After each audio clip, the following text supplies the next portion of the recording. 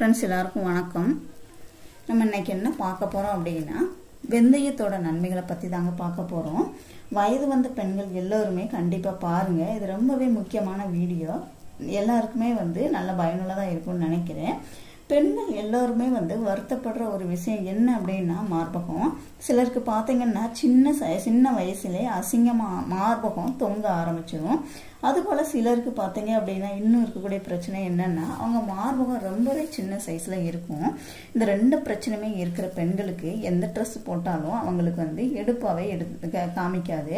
அதனால அவங்க ரொம்பவே ஃபீல் பண்ணுவாங்க. இது மாதிரியான பிரச்சனை இருக்கிறவங்க நிறைய ப்ராடக்ட் இல்லை அப்படின்னா கிரீம் ஆயில் அந்த மாதிரி வாங்கி அப்ளை பண்ணுவாங்க. அப்புறம் மசாஜ் பண்ணக்கூடிய மருந்துகள் இருக்கு, மார்பகம் பெரிதாகக்கூடிய நிறைய ப்ராடக்ட் இருக்கு. ஆனா அதெல்லாம் பயன்படுத்தும் போது நிச்சயமா பக்க விளைவுகள் கண்டிப்பா வருங்க. அதுக்கு தான் நாம இன்னைக்கு இயற்கையான சிம்பிளான ரெமடியை ரெடி பண்ண போறோம். அதுக்கு ஒரு பைசா கூட செலவு பண்ண வேண்டாம். நம்ம வீட்டு சமையல் அறையிலே இருக்கக்கூடிய இந்த வெந்தயம் தாங்க. மார்பகம் பெரிதாகும். நீங்க இதை பயன்படுத்தினாலே போதும், மார்பகம் உங்களுக்கு பெரிதாகிருங்க.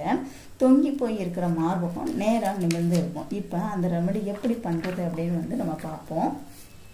நம்மளுடைய மார்பகம் சின்னதா இருக்க காரணம் என்ன அப்படின்னா மார்பகத்தோட வளர்ச்சிக்கு துணை புரியக்கூடிய ஈஸ்ட்ரோஜன் அப்படின்ற ஹார்மோன் சுரப்பு குறைவா இருக்கிறது தாங்க. மார்பக வளர்ச்சியும் கம்மியா தான் இருக்கும். அந்த சுரப்பு உங்களுக்கு அந்த ஈஸ்ட்ரோஜன் கம்மியா இருந்துச்சு அப்படின்னா உங்களுக்கு மார்பகம் வளர்ச்சியும் கம்மியாக தாங்க இருக்கும். அதுபோல் நிறைய குழந்தை பெற்ற பெண்களுக்கு தான் மார்பகம் தொங்கி போயிருக்கும். ஏன் அப்படின்னா குழந்தைகளுக்கு தாய்ப்பால் கொடுக்கும்போது மார்பகம் கண்டிப்பாக தொங்க ஆரம்பிக்கும். அது மாதிரியான பிரச்சனைகளுக்கு நிவாரணம் நம்ம இன்னைக்கு ரெடி பண்ண போகிற இந்த ரெமடியை வச்சு நம்ம பார்த்துடலாங்க. அதுக்கு தேவையான பொருள் தான் வெந்தயம். வேற ஒன்றும் இல்லை, ஒரு ஸ்பூன் அளவு பயன்படுத்தினாலே போதும். இந்த வெந்தயம் இயற்கையாகவே நமது மார்பகத்தை பெரிதாக்கக்கூடியது. வெந்தயத்தில் இருக்கிற யூட்ரிஜினல் ஃபேட் பார்த்தீங்க அப்படின்னா நமது மார்பக தசைகளை வலுவாக்கும். அது வலுவாகி நல்லா விரிவடைய வைக்குங்க. அது மார்பக வளர்ச்சிக்கு துணை புரியக்கூடிய ஈஸ்ட்ரோஜன் அப்படின்ற ஹார்மோன் உற்பத்தியை அதிக அளவு சுரக்க வைக்கும் இந்த வெந்தயங்க. அந்த ஹார்மோன் நமக்கு போதுமான அளவு கிடைக்கும் போது ஆட்டோமேட்டிக்காக நம்ம மார்பகம் பெரிதாகும். அதுபோல் தொங்கி போன மார்பகம் உள்ளவங்க முதல் நாள் நைட்டே ஒரு ஸ்பூன் அளவு வெந்தயத்தை ஊற வச்சிருங்க. ஒரு 8 மணி நேரம்னாலும் ஊறணுங்க. அப்போதான் அதனுடைய பயன் முழுமையாக கிடைக்கும். நைட்டு ஊற வச்சுட்டிங்கன்னா காலையில் எழுந்திரிச்சு அதை பயன்படுத்தலாம். இது நல்ல ஒரு மெத்தடு. நைட்டு ஊற வச்சுட்டு காலையில் எழுந்திரிச்சு அதை யூஸ் பண்ணணும். அதாவது குறைஞ்சது ஒரு 8 மணி நேரம்னாலும் கண்டிப்பாக ஊறணுங்க. இந்த தண்ணியோடு சேர்த்து வெந்தயத்தையும் சேர்த்தே சாப்பிடணுங்க. இதை தொடர்ந்து 7 நாளைக்கு சாப்பிடும்போது வெந்தயம் உங்களுக்கு குளிர்ச்சி தன்மை கொண்டது. 7 நாளைக்கு கண்டிப்பாக தொடர்ந்து சாப்பிடணுங்க. உடல் வெப்பத்தை குறைக்கும். ஈஸ்ட்ரோஜன் ஹார்மோன் உற்பத்தியை உங்களுக்கு பெருக்கும். மார்பக தசை பகுதிகளை வலுப்படுத்தும். இதை தொடர்ந்து 7 நாளைக்கு சாப்பிட்டே ஆகணும். நிச்சயமா மார்பகம் உங்களுக்கு பெரிதாகும். தொங்கி போன மார்பகம் நிமிர்ந்து நிற்கும்.